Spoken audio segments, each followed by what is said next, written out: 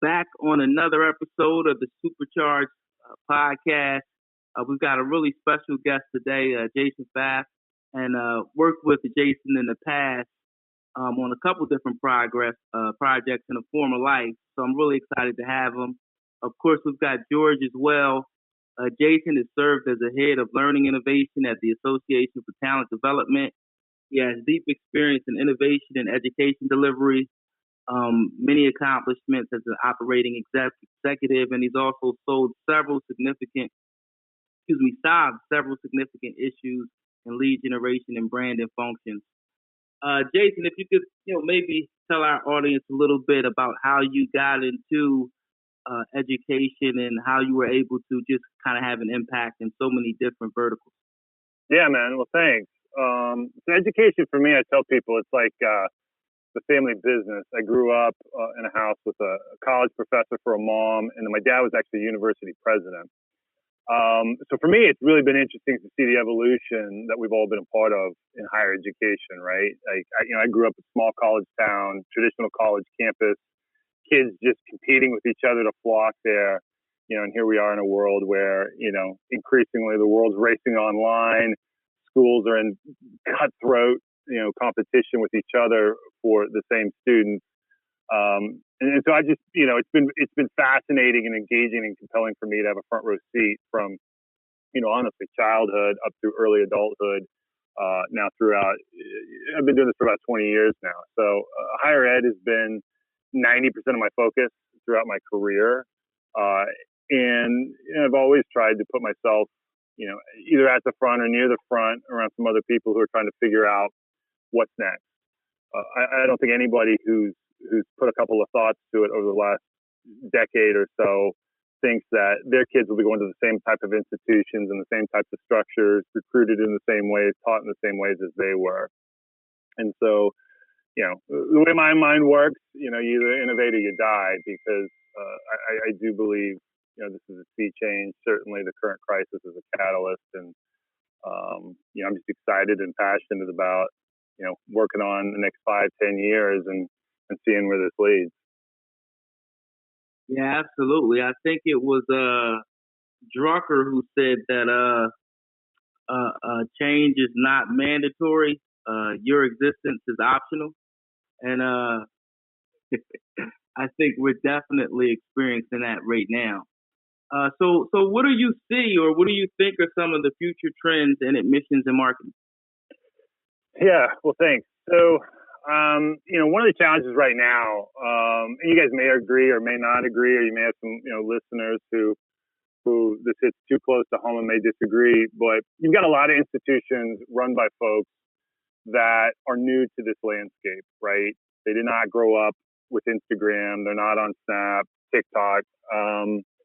They don't understand SMS, email, some other ways of accessing folks. You've got, and Kamaar and I, know many of them. You've got folks that grew up in a world from 2000 to 2010, let's say, formative years of their career. They built contact centers. They harvested data online, and it was a numbers game, right? You generate so many inquiries, you filter them through a call center, and you just let the averages work in your favor. That was great in a growing, demographically. We had growth into the sector. We had little to limited competition, and the dollars, would flow and follow the students. And that's not the world we have anymore. And I've just seen a lot of leaders struggle with that. They want to go back. They don't understand. They think if they just, how many times have I heard, lately, if we get the wrong people off the bus, right, they're just continuing to reconfigure their teams. And the first thing you got to do is you got to flip it. You have to get in the mind and in the heart and in the viewpoint of your student. And what keeps me up at night is not a lot of institutions are doing that. And let's go a step further. Not a lot of institutions are capable of doing that. One, they've never had to, and they just got folks that just operating in a competitive landscape. Let's say is not something they do. Right? People I've worked before understand limited competition, and you're going to grow through efficiency and greater scale. So you've got a lot of operators that have grown in education through efficiency and greater scale, and they've continued to build their empire. But now we got to compete, right? And that user-centric competition, where we're all competing for students, it's just a different world. To me, to answer your question directly on the trends, one, you do have to have the heart and the mind of an innovator and design things. You got to reverse engineer things with your student in mind. And that you got to be in the channels where they are. Too many folks just jump to Facebook or Instagram, but there's a lot more going on than that. You have to understand, to get really down to brass tacks, how they use their phone, when and why. I've got a 15-year-old with a cell phone. He's probably had, the number of conversations he's actually had on that phone, I can probably count on one hand, and 4 of them are probably with me, right? They don't talk. Right. But you've got folks running massive budgets that just don't get it. And like I said, to take it a step further, what concerns me is they don't even get that they don't get it, right? It's like an unknown. So folks, to me, the trends are, and this is second nature to you guys, multi-channel, but you got to be smart about it. You've got to be really sharp with your data. You've got to understand where your users are, what's in their mind and their heart as they consider this. And you've got to understand your competition. It's a brutally competitive landscape. That only starts with other schools, right? Look at all the other things. It's an attention economy. Your competition is for their attention first. And, that is not just other colleges, right? They can go on Coursera, YouTube. They can talk. Kids consider a conversation with an expert friend right now education that they can then go monetize, right?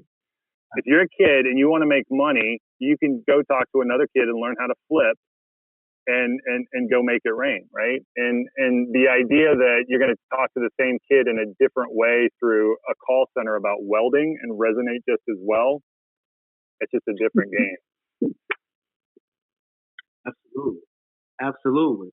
So how do you think COVID has maybe magnified some of these, deficiencies or adjustments that need to be made, or maybe even accelerated the need to get on board with these new trends?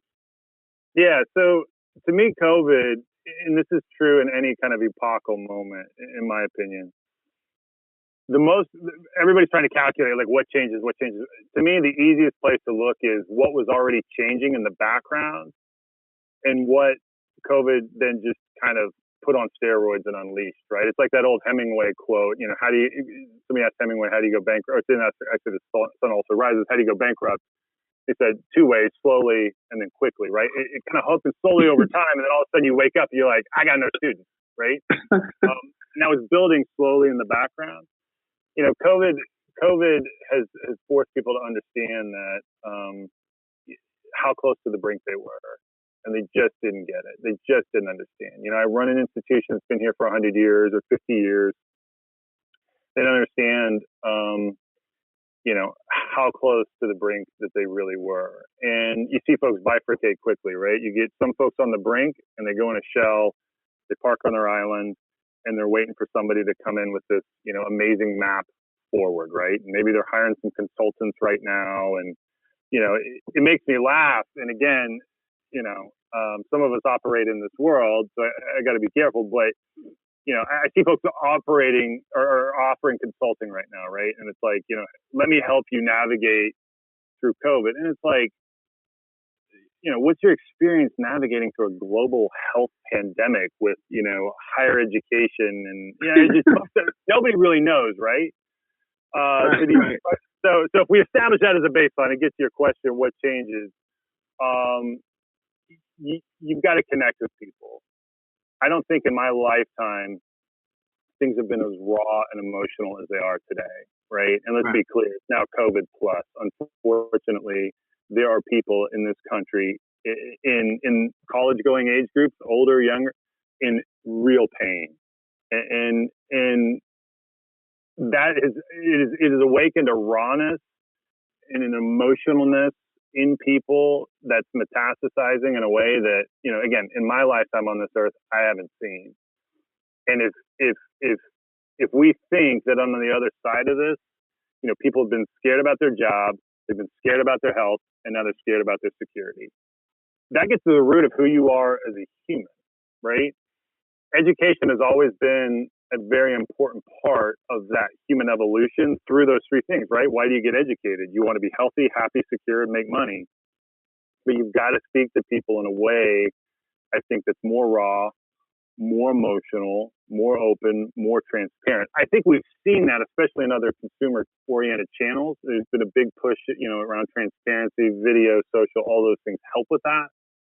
We've not seen that in higher ed, and I think higher ed, you're going to see some folks figure that out.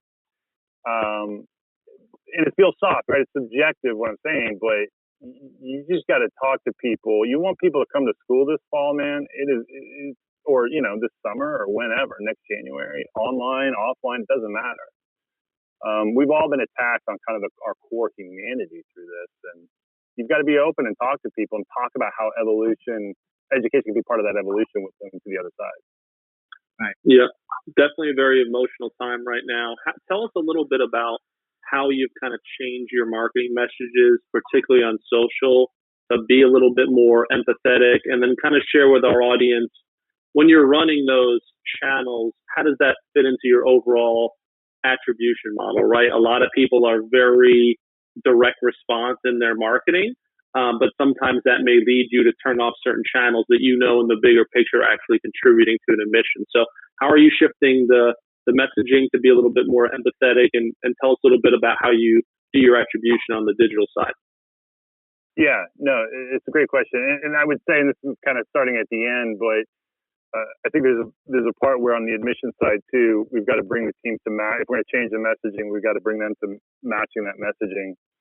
I think there's a definite need for more, again, in higher ed, honesty and transparency, and it's speaking to the full scope of what an education offers. You mentioned kind of direct response, a very transactional approach. The last, let's say, 5-10 years, the focus has been on jobs and income. And that's important, right? I mean, that's a big part of it. No one's saying we're walking away from that, but there's parts of education that transcend merely the economic benefits that I'm going to reap. That conversation has been forced in part because of competition, in part because of the regulatory structure, which has forced the sector to focus more on economic outcomes.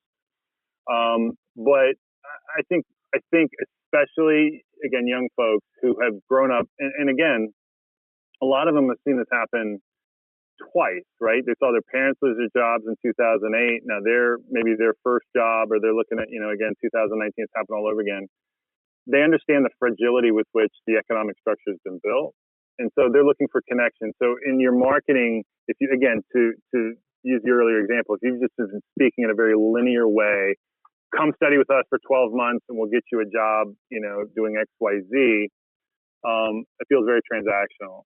Come to our university, you'll be a part of a community, you'll learn how to work with others, you'll help others learn how to work with folks like you. You play a part in this solution. And again, if it's online because folks are concerned about health, or it's offline, and we've got to do a better job of speaking to non-economic but real and tangible benefits that are very important from a cultural, societal perspective right now. So I would encourage folks to move into those content avenues. Let your students speak for you. Let them talk about how they evolved. I remember very little about tangible, actual things, conceptually I learned from college, right? But I learned a lot of culturally. I learned a lot about working with other folks. I learned a lot about leadership and some of those other benefits. In terms of multi-channel and direct response, it's a tough topic because, as I said, a lot of schools are built on call centers and very, we all had our equations, right? Cost of acquisition, fed our unit economics, which fed our revenue, and then we got to retention and, made it all work. And, I'm not so idealistic. I think you just, throw that away and it doesn't matter anymore. But you definitely have to be open and aware to the idea that, if you put more into your call center than your brand as a school, like, you are headed to zero, period. Like, it just, and if your brand is, catchy slogans on all the TV commercials you paid for, you're probably heading to zero. Maybe it'll be a little bit slower, but it's just not going to cut it anymore. I've talked to a lot of folks about,